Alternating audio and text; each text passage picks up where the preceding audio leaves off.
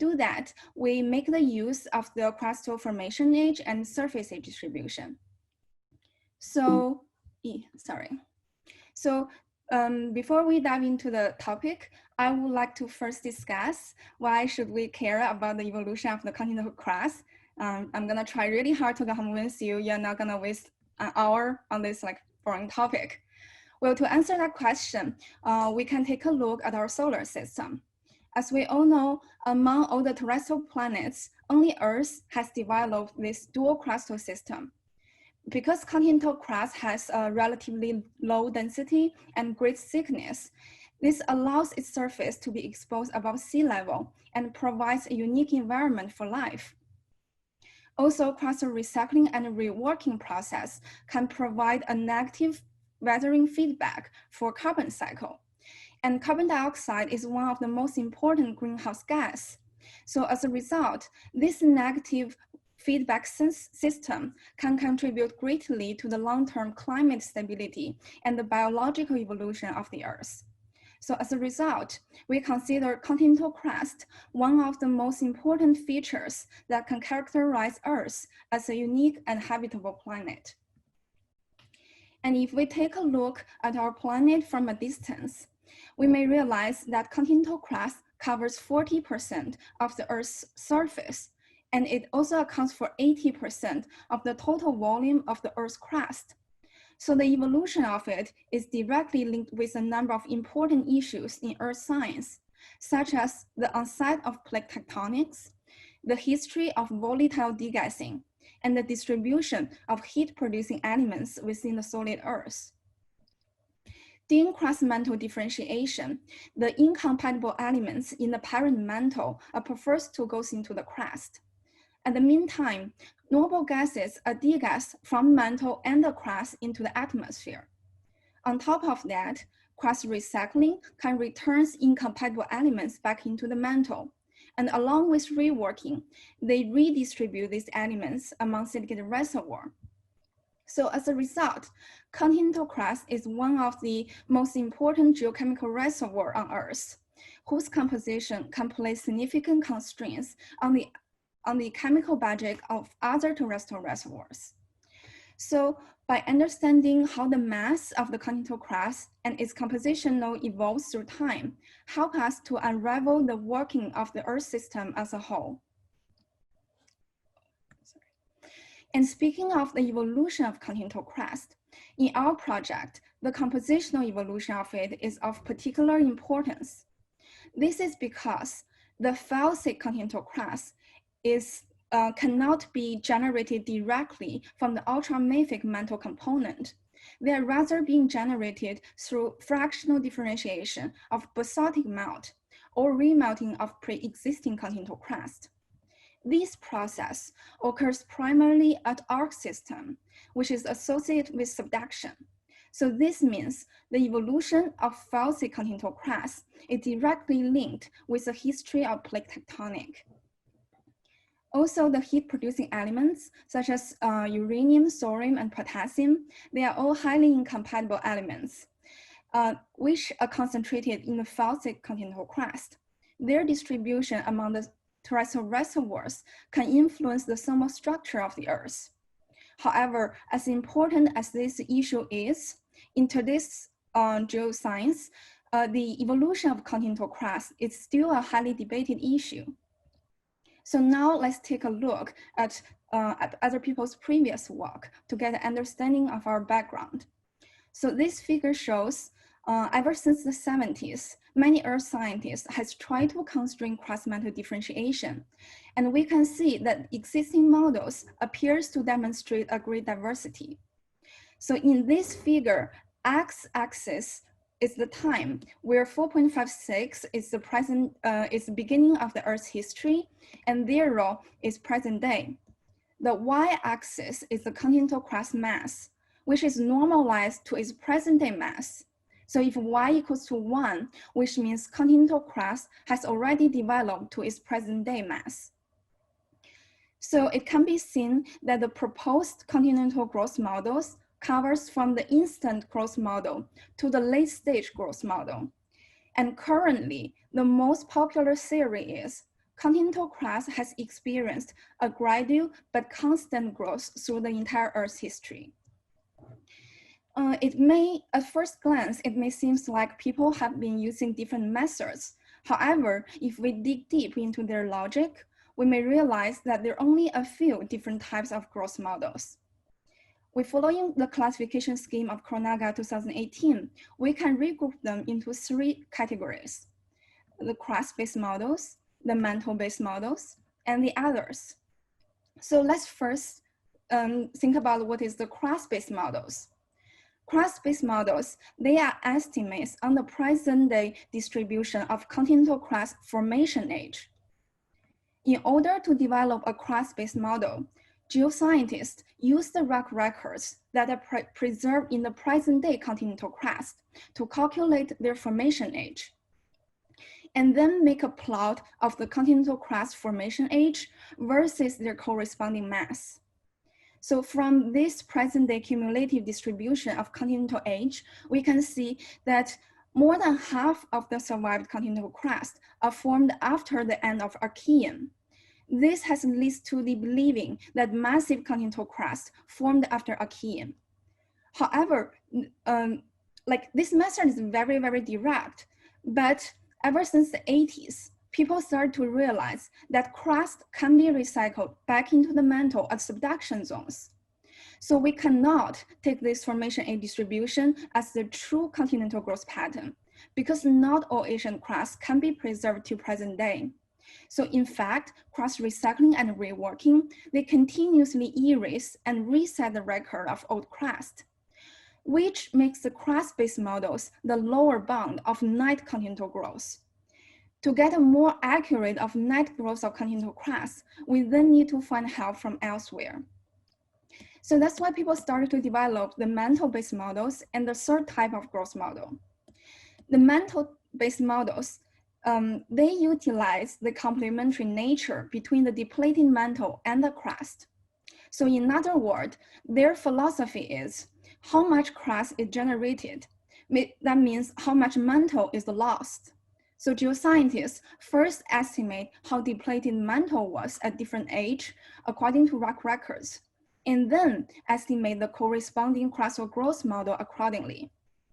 The mantle-based models, they're currently the most direct way to constrain the net growth of continental crust. And they result, that's it. And then we have the third type of growth model.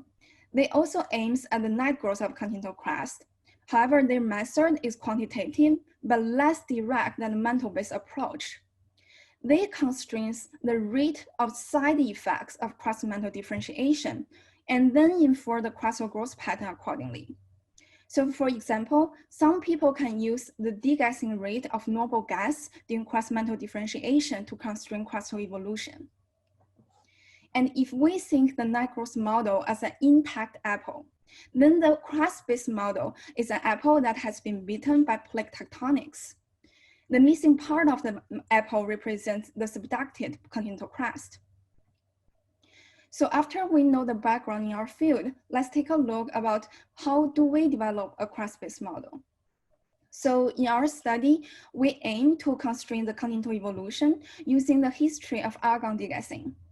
It is clear that our model belongs to the third category mentioned above because it is less direct than the mantle-based approach. However, we choose to use this method because we think it at least have 4 benefits. So the first one is Argon currently accounts for nearly 1% of the Earth's atmosphere. This makes them the third most abundant atmospheric element.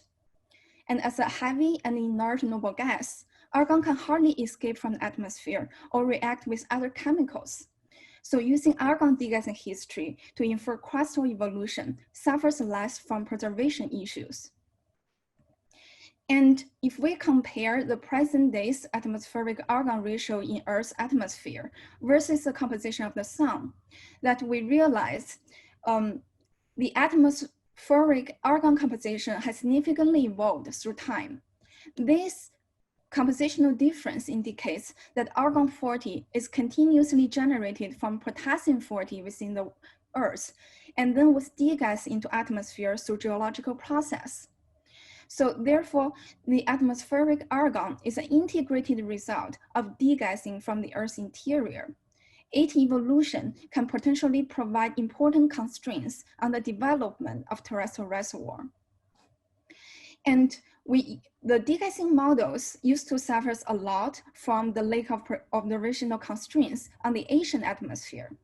But in 2013, Puho et al. Have published new data on the argon isotopic ratio in the Archean atmosphere.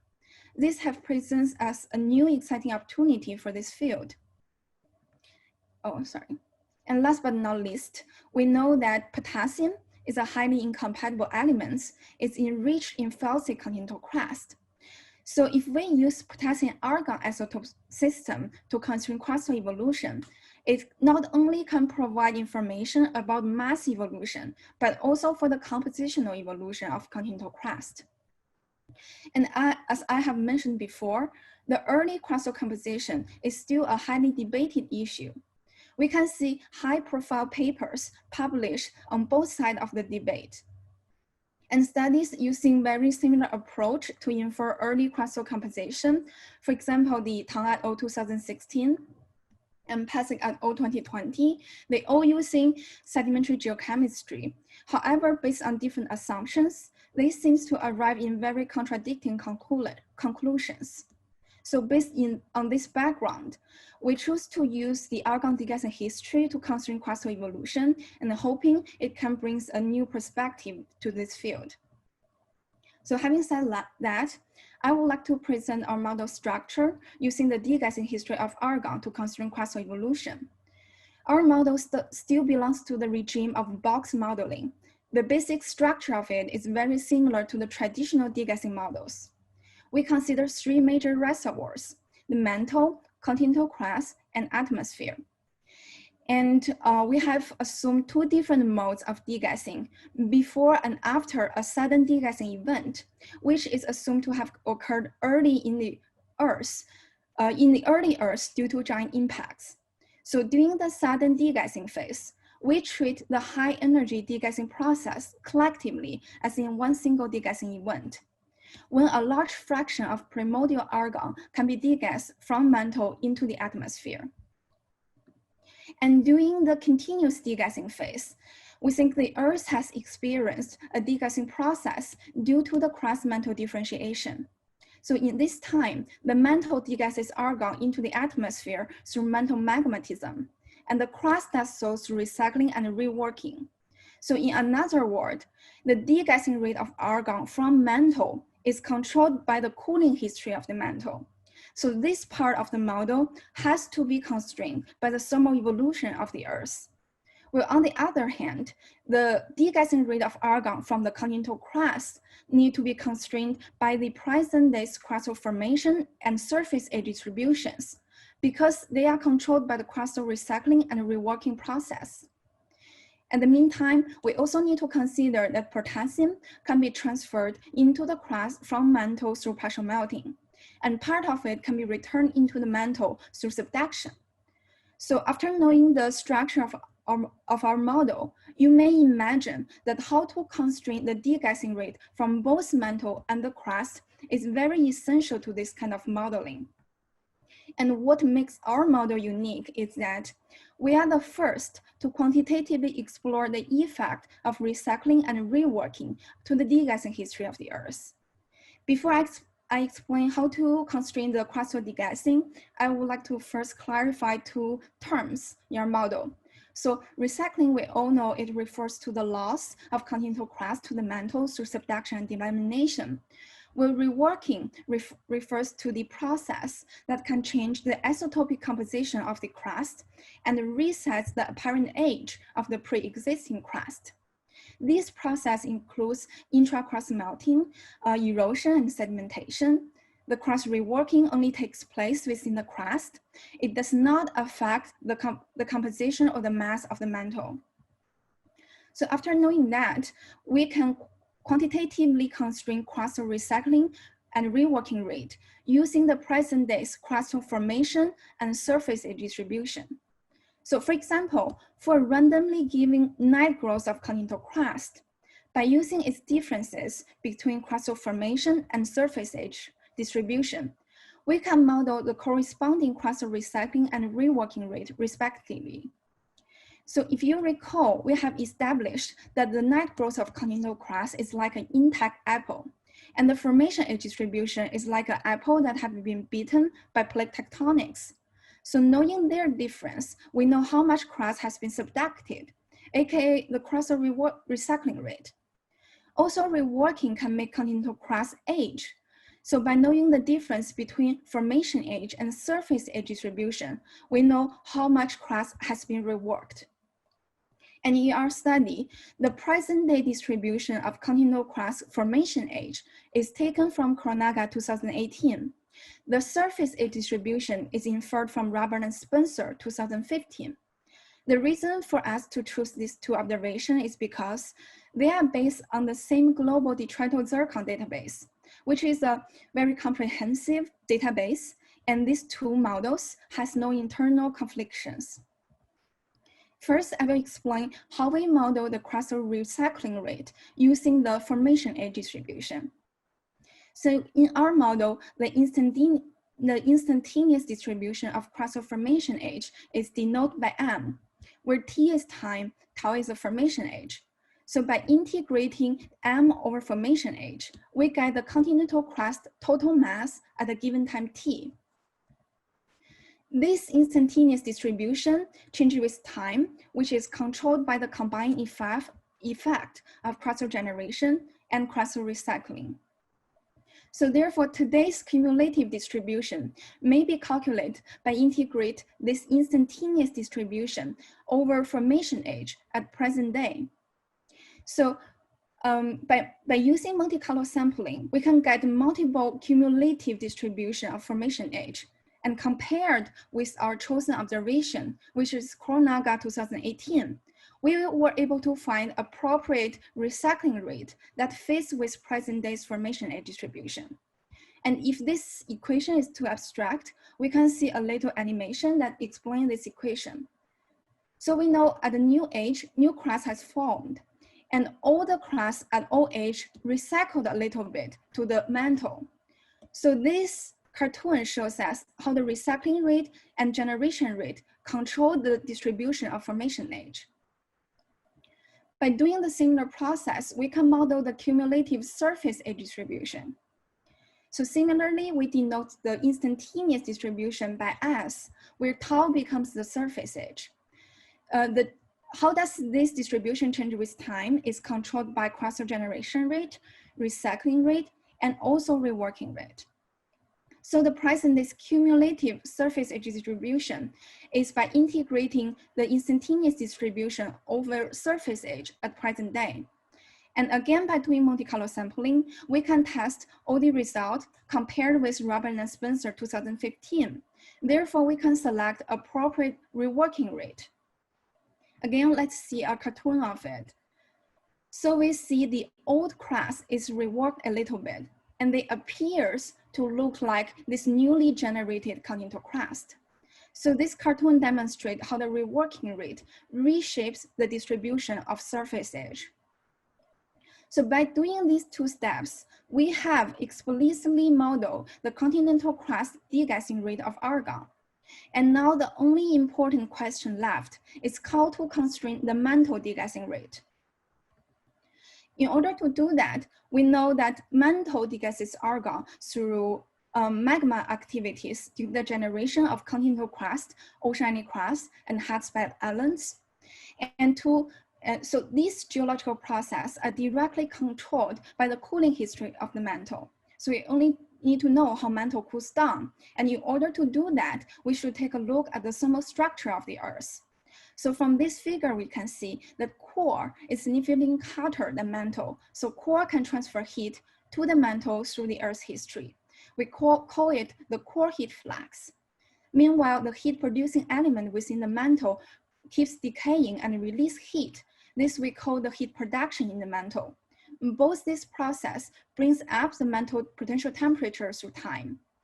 On the other hand, mantle was hotter than crust, so it can transfer heat into the crust through time. This we call the mantle heat flow. This process cools down the mantle. So according to this thermal structure, we can write an equation of global energy balance. So this equation describes how the mantle temperature change with time is controlled by the heat production in the mantle heat flow, and the core heat flow. So if we want to know how mantle cools down, we only need to know how these three variables change with time. And among them, the heat production in the mantle is tightly constrained by McDonough and Son 1995 minus Running and Gao 2014. And also QC, which is core heat flow, is also relatively better constrained. However, the mantle heat flow is still a highly debated issue in geophysics. And in our model, we have chosen to use a nearly constant mantle heat flow through the entire Earth's history. And now I will explain why do we do so. So in order to explain that, I have to mention that two different thermal evolution law has been proposed to model how mantle heat flow change with time. So the first one is the conventional scaling law. It describes the mantle heat flow is proportional to the mantle temperature, to the beta. This beta can be as large as 10. Maybe it's like an oversimplified version of explanation is that mantle heat flow is controlled by the thickness of thermal boundary layer. And the thicker thermal boundary layer gives you a lower mantle heat flow. And in the early Earth, we know that mantle was significantly hotter, which decreases the mantle viscosity and results in a thin thermal boundary layer. So therefore, the conventional scaling law suggests the heat production in the early Earth was very high and it decreased exponentially with time. On the other hand, we have another scaling law called the constant Q scaling. This is first proposed by Kronaga in 2003. This law suggests that mantle viscosity is not a single function of mantle potential temperature. It is in fact a function of both temperature and volatile content in the mantle. So in the beginning of the Earth's history, the mantle was indeed very hot, but meanwhile it was also very dry, which makes mantle stiff. So temperature and volatile content in the mantle acts like two competing effects, which will result in a relatively constant mantle heat flow through the entire Earth's history. And if we plug in two different scaling laws into this global energy balance, this is the kind of mantle temperature change with time. So by using a classic scaling law, the mantle temperature results in it quickly rise from present day to almost infinite in the early Earth. So this result is clearly not consistent with Earth's history. Otherwise, none of us would be here. And this phenomenon is called thermal catastrophe. Thermal catastrophe has always been a very difficult question waited to be solved for conventional scaling law. Most commonly, people try to solve it by increase the heat production in the mantle. But as I mentioned before, the heat production in the mantle is tightly constrained by classic geochemical models.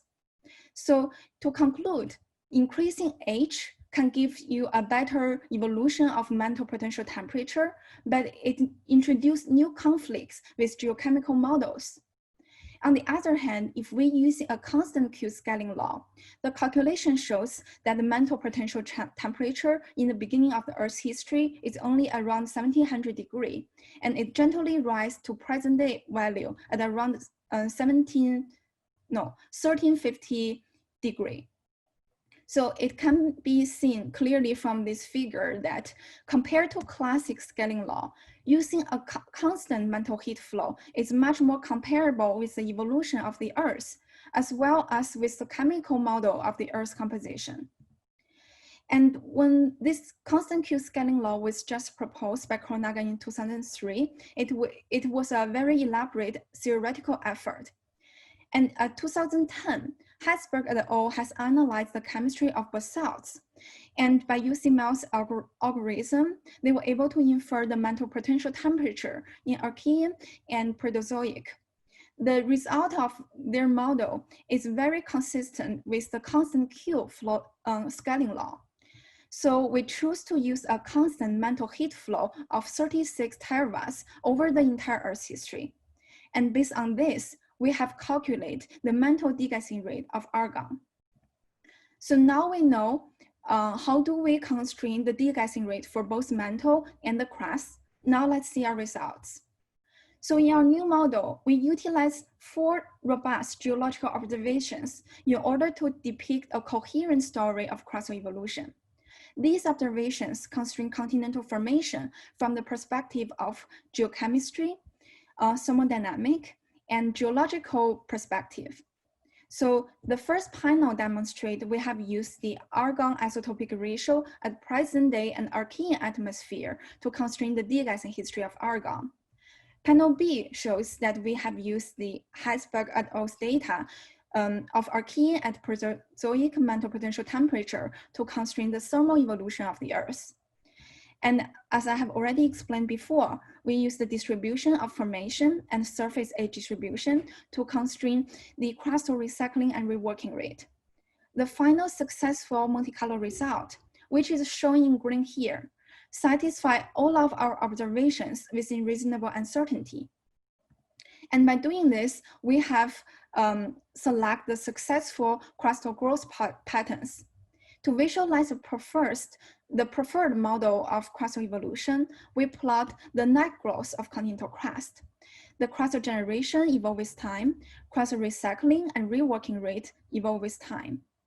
So the dark green shades shows the 50% of all successful Monte Carlo result, while the light green shows the middle 90%. Panel A tells us about 80% of net continental growth has displayed rapid formation in the early Archean, with the continental crust mass already being comparable to present days. Panel C and panel D tells us all successful solutions exhibit intense crustal generation, recycling, and reworking rate during the early Earth, and followed by a rapid decrease. So such growth pattern requires vigorous mantle melting and crustal erosion in the early Earth, which result in significant amount of crust-mantle degassing. And in order to understand how different degassing process contribute to the atmospheric argon abundance, we have plotted their instantaneous distribution here. So mantle degasses argon through the generation of continental crust, oceanic crust, and hotspot islands, and crust that sows through crust recycling and reworking. There are 2 important features in this diagram. The first one is the generation of continental crust is the largest contributor to the atmospheric argon. This tells us that continental growth greatly affects the degassing history of the Earth. The second important feature is that continental crust can release a significant amount of radiogenic argon in the early Archean. This requires abundant parent isotope potassium-40 resides in the continental crust during the early Archean. So as a result, even though the major element composition of the continental crust is not directly constrained in our model, the crust that is as enriched in potassium as the present days should be closer to Felsic composition rather than mafic. So in another word, our results suggest that a significant amount of Felsic-like continental crust has already existed in the early Archean. As you know that our conclusions may challenge the view of some previous literatures. So it is important to know that what causes the difference. So I would like to say that one of the most important differences between our new model and the traditional model is we have been using a more realistic degassing rate for both mantle and the crust. So there is a very important concept that is continental generation rate degasses argon from mantle. Recycling process degasses argon from crust. But instead of appreciating this fact, most traditional models use a net growth of continental growth to assess the extent of mantle degassing during the crustal formation. So as we can see from this simple diagram, Such treatment severely underestimates degassing rate for both mantle and the crust. Another difference in our new model is, in the beginning of the Earth's history, we have a sudden degassing event. And the timing of this event is tightly aligned with the moon-forming giant impact. So based on the latest study, geoscientists generally agree that the formation time of moon is about 100 million years after the formation of the Earth. This should also be the timing of sudden Argon release event on the Earth. And compared our model with the Puho et al. 2013, we can see that the difference in the selection of this timing causes the significant difference in our conclusions. So to be more specific, Puho et al. 2013 chose a sudden degassing event at 200 million years of the Earth's formation. This is just simply too late. And such late timing allows potassium-14 to have abundant time to decay into argon-40, which brings up the early atmospheric argon ratio to 50 by the end of the sudden degassing event. Well, on the other hand, we have chosen a relatively, a much more reasonable timing of sudden degassing, which gives the early atmospheric argon ratio to only 20. So if we have lowered the starting point of all successful result of Puho et al. 2013, we can see that most of their successful solutions cannot match with the present days and Archean constraints in their model. So this can lead to severe difference between our conclusions. And I will explain why. So like I said, we have chosen a more reasonable degassing time, which gives the early atmospheric argon ratio to only 20. And we know in Archean, the atmospheric argon ratio is very high. So this requires rapid continental growth during early Archean in order for us to match with this observation. Such rapid continental growth can generate a significant amount of Hadean and Archean continental crust. But as we can see from present day's formation and surface age distribution, we cannot see that much Archean and Hadean continental crust. So this tells us vigorous mantle erosion, crustal erosion and reworking is also required in the early Earth. So as a consequence, the crustal degassing is achieved through vigorous crustal recycling and reworking. And along with mantle degassing, they have elevated the atmospheric argon ratio in the early Archean. So as you may recall in the introduction, I have listed a bunch of papers that they are the advocates for the early developed mafic continental crust. And it's very clearly that our conclusion is more supportive of early developed Felsic continental crust. So now I will try to explain what causes these differences. So we know that many papers, they infer the bulk composition of Archean continental crust, relying on some proxies for silicon dioxide. For example, McLennan and Taylor, they use the light rare earth element versus the higher rare earth element ratio. Duhim et al. 2015 uses rubidium to strontium ratio, and Tong et al. 2013 mainly use metal ratio, for example, nickel and cobalt. And however, in order for their method to work, they have to make following two assumptions. Their first assumption is the proxy element they choose has to remain at a constant level to silicon dioxide through the entire Earth's history. And the second assumption they use is they think the concentration of these elements are actually independent of other factors, for example, the redox state. So as a consequence, one possible explanation for our divergent estimates of early continental crust composition is the concentration of their proxy elements are actually a time-varying function to silicon dioxide. In fact, if we look at studies of Condi, for example, Condi 1993 and Kaler and Shawnee 2012, they have all suggested that the concentration of incompatible elements has increased through time, even when the silicon dioxide remains at a relatively constant level in the continental crust. So as a result, their data that shows that the increasement of these proxy elements are actually documenting the enrichment of incompatible elements in the continental crust, rather than enrichment of silicon dioxide. So in another word, they are documenting the process, for example, like intra-crust melting. And speaking of assumptions, I would also like to note you that our model is also based on one assumption.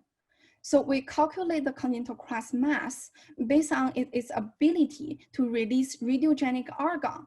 And we have assumed that the crust is as enriched in potassium as a present-day crust through the entire Earth's history.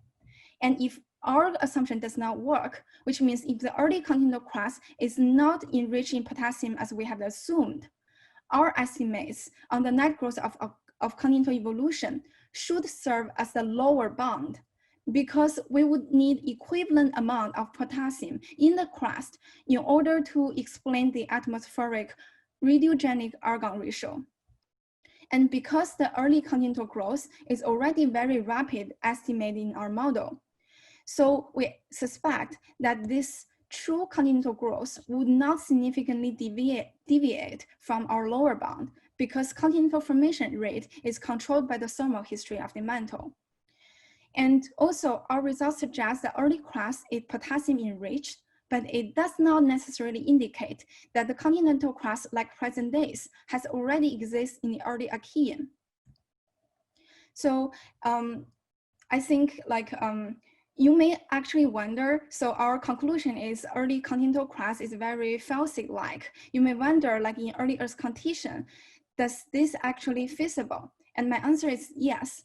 So ever since the 60s to 70s, many geoscientists has either trying to theoretically prove or using X-ray experiment to support that the early continental crust can be Felsic composition. And I have chosen 3 independent studies from ours to make an example of it. So if we see Moore's paper in 1968, he have proposed that just like Moon can forming like a Felsic like highlands, Earth can also have experienced a shallow magma ocean phase. This will crystallize olivine at the Earth's base, and it will produce a very light magma at the Earth's surface, and it will quickly nucleate into feldspar. And in 2001, Asahara and Altini did like a follow-up study. They were using experiments. They confirms that the possibility of such Felsic melt from the primitive mantle components. And in 2007, Zhou and Harrison again did a follow-up calculation. They were using the MELS algorithm to model if we have such Felsic magma, it will quickly result in a hydrous and Felsic continental crust at the Earth's surface. So in the end, I would like to say, based on our result and our group's previous work by Miyazaki and Koronaga, a likely scenario for the early Earth evolution and its transition to modern style plate tectonics is illustrated in this figure. It all begins with the magma ocean. So right after the solidification of the magma ocean, the mantle is estimated to be chemically heterogeneous, with a highly depleted pre-aldehyde matrix and a small-scale iron-rich crustal bulbs. So during the early Hadean, the highly depleted matrix allows rapid plate tectonics, which helps to produce the Felsic continental crust. And because these iron-rich crustal bulbs are spatially distributed, so the early continental crust forms sporadically, and most of it can be easily subducted. This is why we estimate that the early crust recycling rate is very high. And later on, during the late Hadean to the early Archean, we think the convective mixing eventually restored a parallelized mantle. So the mantle starts to kind of look like present days, but very much drier than present day. And continuous operation of plate tectonics will gradually hydrate mantle again, and modern style plate tectonics started to manifest from the end of Archean.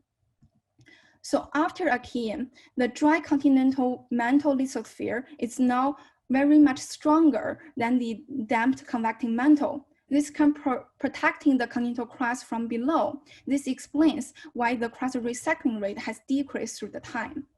This corresponding to the stabilize of cratons. And the volume of the ocean has gradually decreases because the mantle is keep hydrating.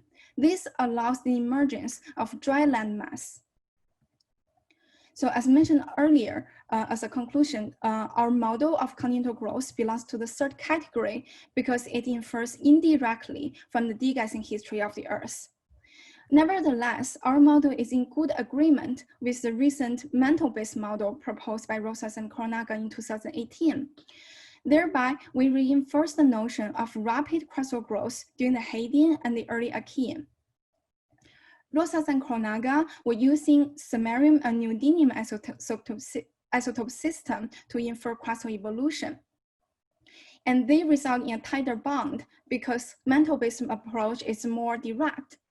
However, given that potassium is much more incompatible than samarium and neodymium, our model can better constrain the compositional evolution of the continental crust. So in summary, our model is the first to combine Argon degassing with the thermal evolution of the Earth in a self-consistent manner, and to incorporate the effect of crustal recycling and reworking using the distribution of crustal formation and surface age. Our results suggest that the history of Argon degassing favors the rapid continental growth during the early Earth, and the mass of continental crust that is highly enriched in potassium is estimated to have already reached present day's level during the early Archean.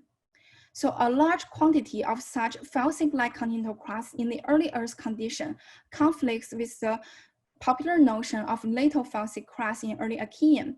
This requires a careful rethinking of plate tectonics, the surface of Earth's environment, and the style of mantle convection during the early Earth. That will be all for my presentation. Thank you guys very much. Thank you, Meng. Thanks. This is a great talk. I really like it. So anyone have any questions? Yeah, our crust girl. Hey, Meng. Hi, Laura. Nice to see you. Nice to see you too. Oh my God, I have so many questions, but this seems really cool. I guess I'll just go with like 1 or 2 questions. I was wondering if you have most of your crust being produced during the Hadean. We don't have any record of that right now. What would be your estimate for the total volume of crust that's been recycled? And also, what mechanism do you propose was in effect to be creating such a highly efficient recycling of the crust early on? And, you know, how does that relate to our current view of plate tectonics? Well, that is a very cool question. I actually never calculate the total crust that has been recycled, but I guess it can be easily done because I know the recycling rate at all time. Mm-hmm. But I estimate because let's see a figure here, because we know the recycling rate is very intense in the early Archean, it was only 1 magnitude away from the crustal generation rate. So I guess maybe at least close to 1 continental crust have been recycled, but I cannot say for sure because I didn't do the calculation. But regarding your other question, you're asking such large recycling, how it affects the early Earth? Well, I guess I'm asking what mechanism is proposed to get such efficient crustal recycling, especially if you said, I think you said that the mantle becomes stiffer in the Archean, so like we would have a lot less convection then, and that's what feeds into your cooling rate. Yeah. I understand. I actually have this slide, but I didn't have time to talk. So thank you very much for asking this. We conclude that the plate tectonic has to operate very, very early in the Earth, but the plate tectonic we are saying in the early Earth doesn't necessarily have to be exactly like present days. So the plate tectonics we're referring to is a very general concept. It's different as the opposite of standing lid mode. So as long as we see crustal recycling, we think plate tectonics has operate. And in the early Archean, that we think that the mantle was very dry compared to present days, because this is according to geochemical models of global water cycle, because we have seen positive night income from like surface of the ocean into the mantle. So we estimate the mantle before was very dry. At the meantime, because the mechanism how to generate it, continental mantle lithosphere, the continental lithosphere had always been dry. So in the beginning of the Earth, both are very dry, both are equally very stiff. So the crust can be easily dragged into the mantle during subduction zone because how they drag each other. This causes the early massive crustal recycling. But later on, mantle gets more wet. And as I said in the presentation, mantle viscosity is also a function of volatile content. So that leads to mantle viscosity to be very low and mantle become very soft. So in this situation, that crustal lithosphere can protect continental crust from below. You cannot easily drag lithosphere back into the mantle anymore. So that's why the recycling has decreased a lot. I hope that answers Yeah, this of course is only like a theoretical kind of estimation, and much more mantle rheology experiments has to be done in the early Earth condition to confirm it, but this is our vision. Cool, thank you. Thank you.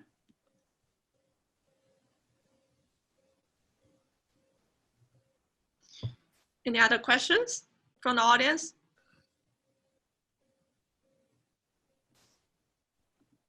Yay. Yeah, you can go ahead. Oh, hi. Can you tell me what the potassium content was of your Hadean continental crust, please? Oh, yeah. So I have assumed crust was enriched in potassium as present days at all time. So, but with the consideration of potassium was decaying through time. Okay, thank you. No problem.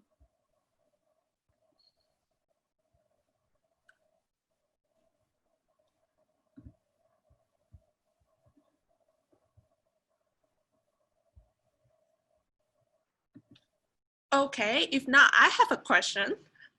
I happen to work with Archean zircon recently a lot. I'm very curious.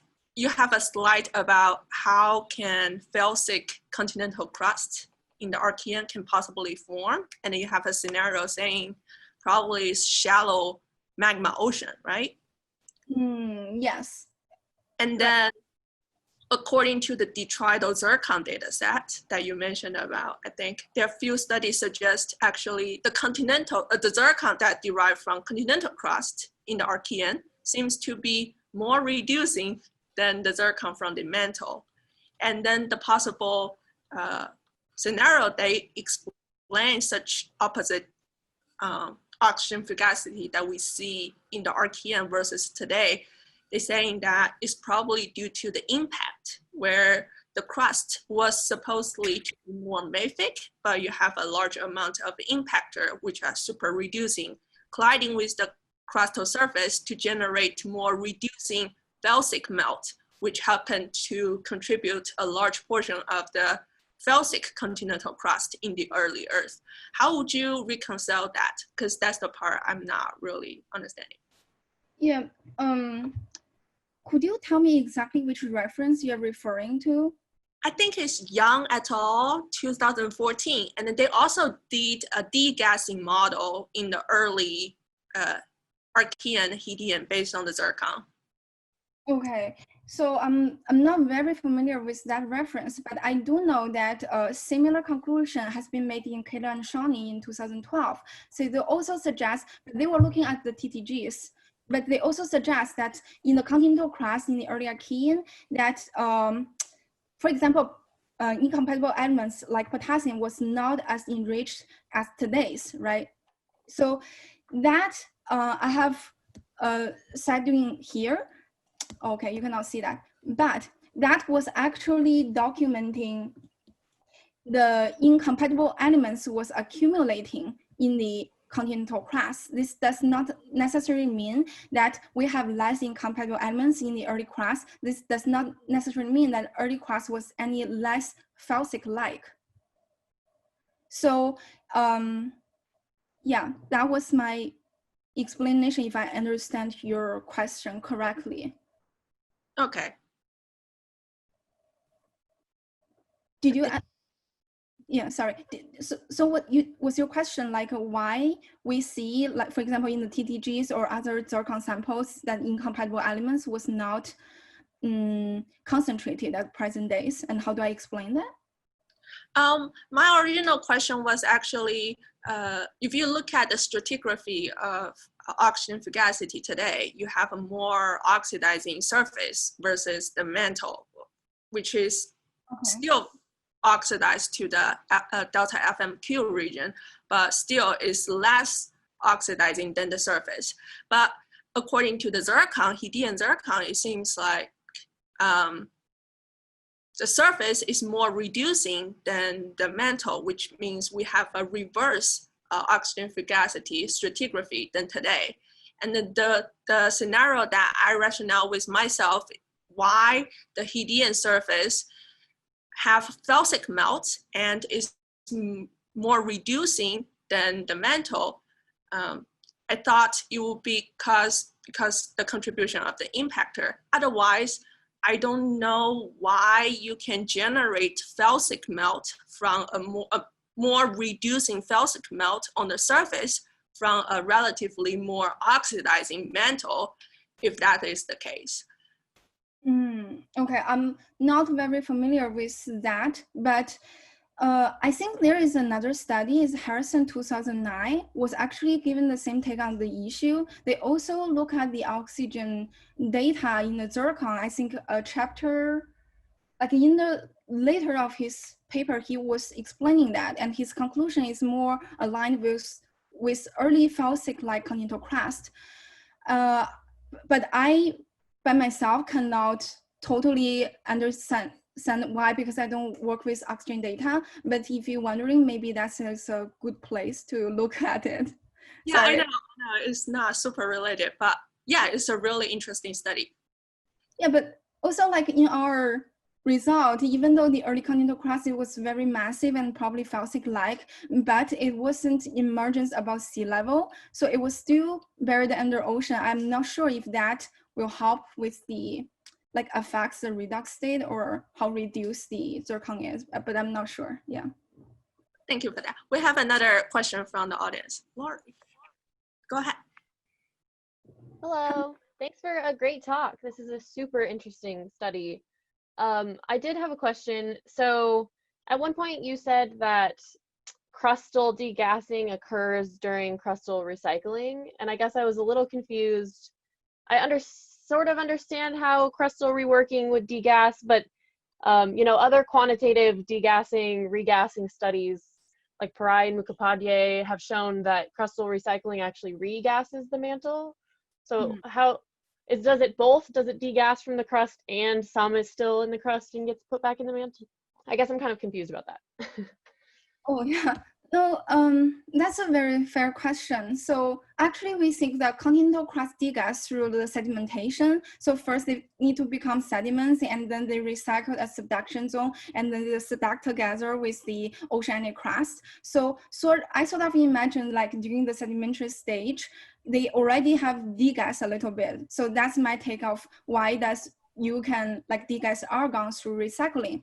According to like regassing, actually, in my model, we didn't consider the possibility of a regassing because we sort of consider that how many potassium in the continental crust is still variable, considering potassium content in the continental crust have certain uncertainty. So the uncertainty would be able to compensate the little bit regassing if we had any.